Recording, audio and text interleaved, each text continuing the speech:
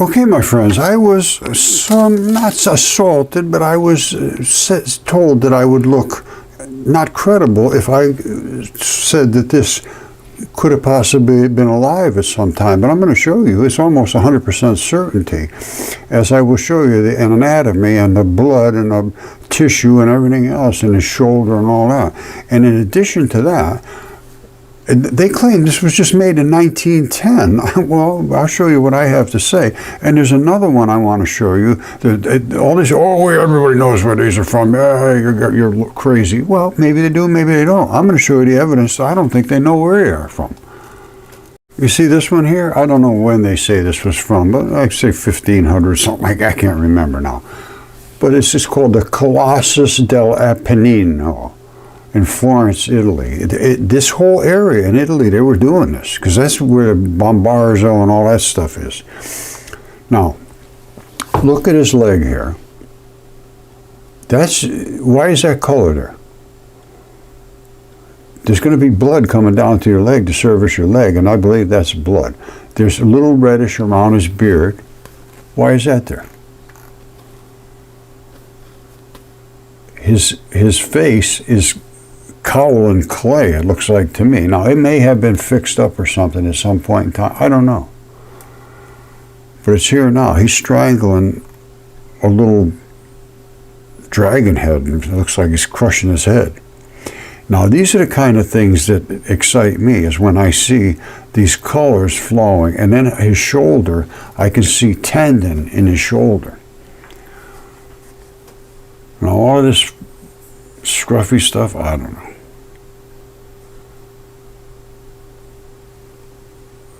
I don't know. All right, this is the part right here that sort of interested me. And again, I'm not right there, but these little straps here look like tendons. This looks like his arm, like the muscle around his arm, the adipose tissue around the arm, shoulder, in this area. I don't know. That's just a guess. What this is, I'm really not sure. I mean, I can't say this at 100% certain this was real, but I can't say 100% certain it wasn't. And I'm more like on the side of it was real. Now, you saw the other thing, they said it was made in 1910. Maybe it was, but this obviously, they somehow had these giants, and that was a giant creature. I don't care what anybody says. The only reason it fell apart was because they hit a bomb next to it, and it cracked it, and then the blood started leaking out. I don't know what else to say. All right, let's just see. Is there anything we can see here just looking at him? You say, oh, there's no, just nothing. Well, I see a little different. First of all, look here on his leg. Why is this leaking out of here? It looks like it's red blood. And it's coming out exactly where I would expect it, and exactly where I expect it over here. And this is growing into that red blood. Now, what is this? What's leaking out of here?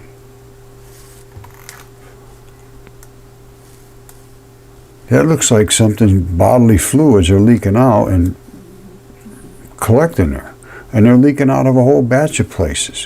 Why is that leaking out? Look at this down here. Can you see that?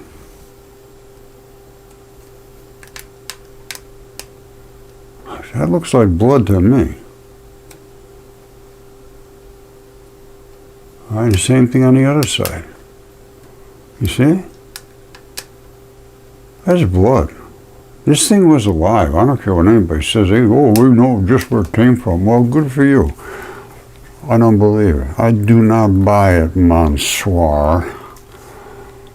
And all this stuff, all I can assume or think, possibly, is either it was just like this when he died and they somehow made all this fluffy looking stuff, or it's somehow leaking out from the hair follicles. It's just sort of oozing up. You can see it, look, it's growing grass and everything up in his head. You know, this, I don't know. That kind of stuff, I really don't know that little much about it. But this stuff here, all this blood that I just showed you, That's blood, and it's just exactly the same. So they can say anything they want, but I have found that virtually nothing is true that they have said. It's just they say it, and they say, "Oh yeah, we're the experts," and that's it. No, you're not. You're just saying the same thing the last guy said. Okay, my friends, I showed this giant. It's called the Giant, Gigante, and it's supposedly was made and sculptured in and reinforced concrete and iron in 1910. And they say it's concrete and iron. Well, we're going to take a quick look at this. It says, Il Gigante is located at the end of Fagina Beach, where the marina begins beyond the parking lot.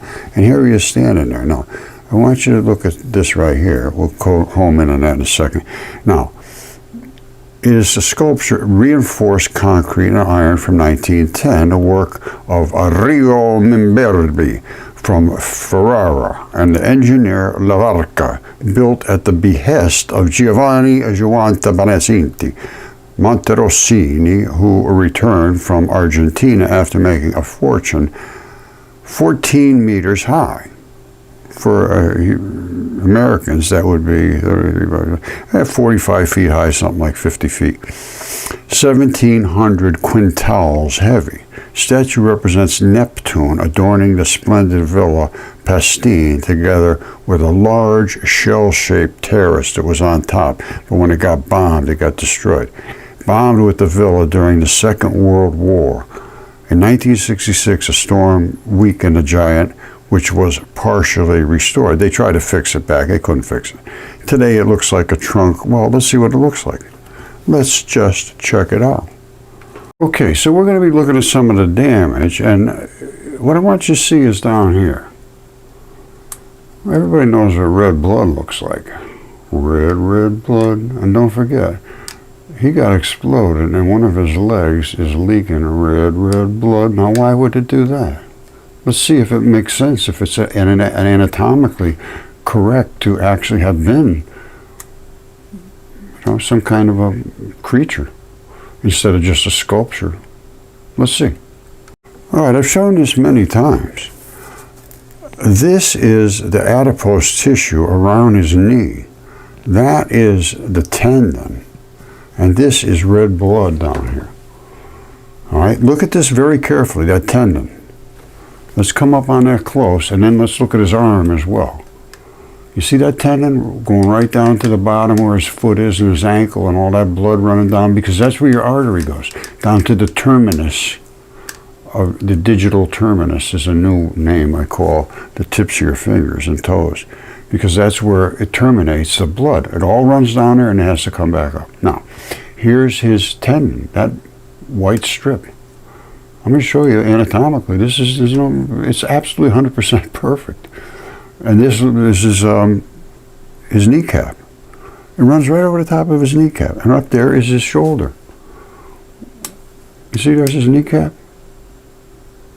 And look at that's exactly what his shoulder looks like. That's where the muscles come down on the shoulder. The bone in the middle. You think that was just concrete and iron, and it was made in 1910? It might have been made in 1910, but they had something. They knew how to change some gigantic creature. This is a giant, 17 meters tall. And I'm going to tell you, if you can say that's not that biology, I don't know where your mind is. I just told you, the big tendon wrapping right over his kneecap and running right down. And then all the blood runs out, because that's where all your blood goes. It goes down to your toes, and then it has to come back up. And the same thing with your fingers. Those are what's called now the digital terminus. They end up going right at the tips of the toes and turning around and coming back up. And at the tips of your fingers, they turn around and go back down. The digital terminus. That's a new medical term. I coined it. Now, don't let your mind freeze up on you. I mean, please, this is reality. We have to confront this. There's his kneecap coming right down to that tendon. It ran down to where it had all the blood in here. These are the muscles of his shoulder. This is, somehow they could flash freeze the adipose tissue, which was a surrounding tissue of everything. You have like a thin slip of everything, some a little thicker, some a little thinner, but it coats your whole body. And somehow they could track it so that anything that was exposed, I don't know how, and it has to do something, radiation, I don't know. But that's a creature's body. It just is impossible to dismiss this. Now, it could be tested. If somebody really wanted to test it, they could look at this and say, is that blood? And I mean, I can tell you right now, I'm looking at it and I can tell you it's blood. I've done enough of this stuff, and there's blood right there, too. There's always going to be an artery, and it's running down his leg. And that's where it terminates, down at the digital terminus, which is the tips of the toes. And I showed you in this first shot how much red is running down the cliff, which is all the blood in his body, is everything. It will run out down there. But red blood stays pretty fluid. Once it gets really wet, it just turns fluid again. It rehydrates almost instantly. I mean, almost. You want to see something? Watch this. Hold on one second. Let me find it. Hold on. All right, you never know, guess where this came from. It's just you freak out, so I won't tell you. But it's got a vein and an artery there. All right, coming in. And these are the tendon anthesis right here. And there's a bunch of them. And there's one that went down in here, and there was tissue right around here, and it exploded off. And you say, Roger, why would it explode? Well, because of the red blood, the red wet blood. And I'll explain to you at some point in time. It won't be today. You see that? That's that red blood. And it overheated and exploded that piece right off. And it's still red blood. All right, so I'm pretty secure in the things I'm saying, and you should be able to make your own determination. I won't. You can do anything you want. You can think any way you want to think, but that's red blood. Now, this one here, I had DNA tested, and that's the same thing here, red blood. I don't know if you can see that or not, but she's showing up there. And I drilled holes in there to get deep into the red blood, so that when I had it DNA tested, it came back precisely what it is, which is human.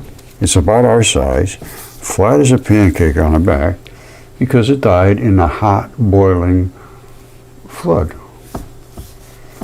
and was boiled out of the creature's body. And all the fleshy stuff on Earth, because it was a worldwide flood, turned into what they call the red bed. And then all the organs and stuff were sitting on top of that red, muddy bed, which caused the mud fossils. And that, I don't know. You tell me when that happened. But if it was 1910, I kind of doubt that. However, it may be. I can't say. But they're just saying it was made out of concrete. Anybody who talks about this stuff is an idiot. No. The people that refuse to engage in an examination of the evidence, they're the idiots. They're the absolute idiots. This is a foot. I drilled a hole in there, too, to get some DNA out of there, and nobody will test it. They're scared. I don't want to get involved in something like that. People are going to call me an idiot. Well, maybe they will. But I'm telling you what, they are the idiots, my friends. Stand up for yourself. This is insanity. I never saw anything like this. I would never, ever have suspected the human mind and the human will is so weak. I'm serious. I'm sorry. It's a fact. Now, Trump, can he stand up? Will he take a look at this? I don't know. I haven't found anybody will that has any authority or wants to keep a position. He can stand up above people because he's above people. He doesn't have to cow down to anybody. And I don't have to either. I'm never gonna. So let's see what happens. But 1910, not anatomical? Come on. Give me a break. So anyway, I'm going to leave it at that. I got so much stuff to go over. It's hard to cover it all. I got to be honest with you. But the things I'm saying are not silly. This is a body that was inside of a statue. That's huge. It's over in Egypt somewhere. All right. Thank you. I love you all.